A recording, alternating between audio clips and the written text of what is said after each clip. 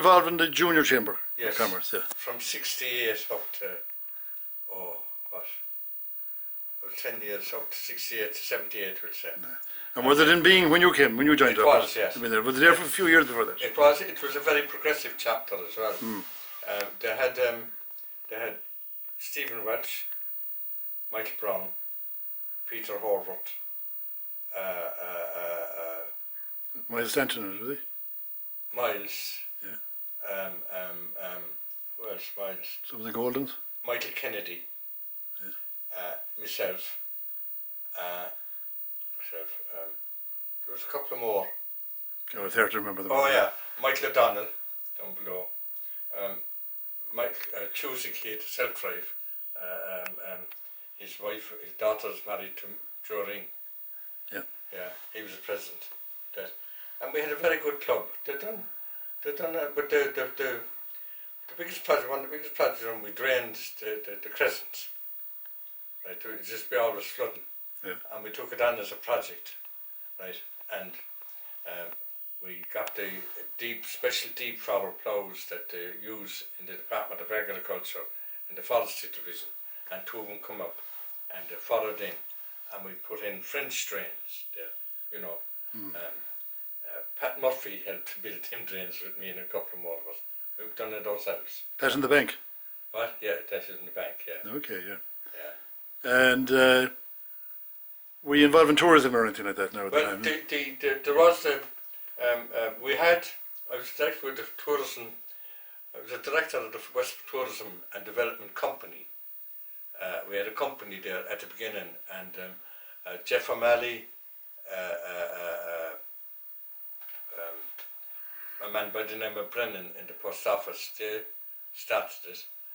Michael Kennedy was in it, Liam Welch, myself, Peter Horvath and Michael Brown.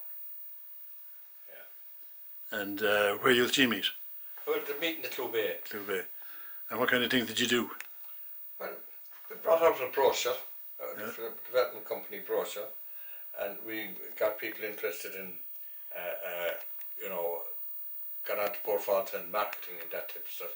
But I always thought that Mayo and those was undersold and wasn't exposed as it should have been by the state to.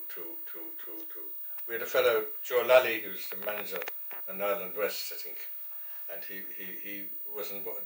was dynamic for Galway, but not for his own county. Galway was the big place, wasn't it? What? Galway was the big place. Well, Galway actually, the reason that Galway is to me, it's a city by mistake. You know, only for the universities in there, I mean, they would have been over. I mean, there was more unemployment in Galway than there was anywhere else in the country. But because the universities were there, they thought that the city was booming, in which it wasn't. It was a black spot for years. Okay. Yeah. So what do you think of tourism in Westport now? Did you ever think it would get this big? Is it big? That's big. Well, I don't know. I think that the Cochrans, I remember when they bought the place off of Urine. I lived in Castlebar Street then, you probably know that. And then I think they've done a magnificent job and showed great promise. And as the young users, but wait till you see what they're going to do. Yeah, they were hemmed in down there with the hotel. They couldn't develop because they hadn't the land. Now that place will mushroom in the next couple of years. I mightn't live to see it, but this town in 10 years' time will be something else. You'd be optimistic, yeah? And then, of course, the biggest mistake, all cadgers like my been, you have to realise that the world isn't waiting for you, and you have to grow with the world and accept change. And change is changing every hour, every minute, every day. You know. Go with it. Go with it, yeah. So how did you get to Westport? Well, you married somebody from Westport. I married Kay. Yeah. And then when I got a job at the hotels, I mean, Westport was the centre as anywhere else. Right, so I came here and I'm here ever since. Okay. And what do you think of Westport? Well, I've been all over, well, more, I have been, I'd say with truth, in not all over the world, but I've covered the most of it in my time. I suppose it's the finest town in God's earth.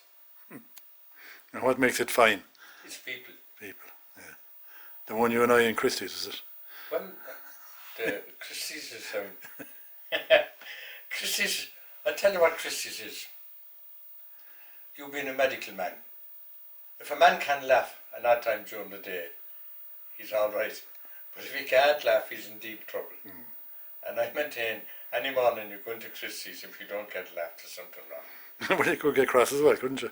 Well, I know what you're getting at now. But if Christie done, if he had a maintenance guy, that Pat Brennan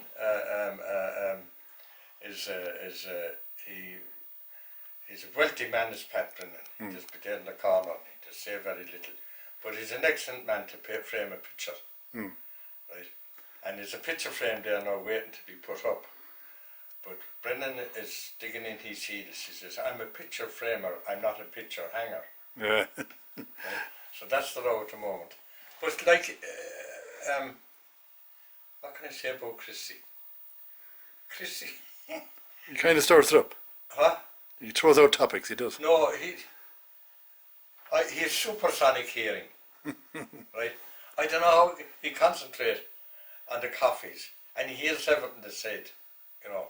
But we have great characters going in there. Like, I mean, you have Al Salmon, and then you have Cyril Meehan. Cyril wrote the book, the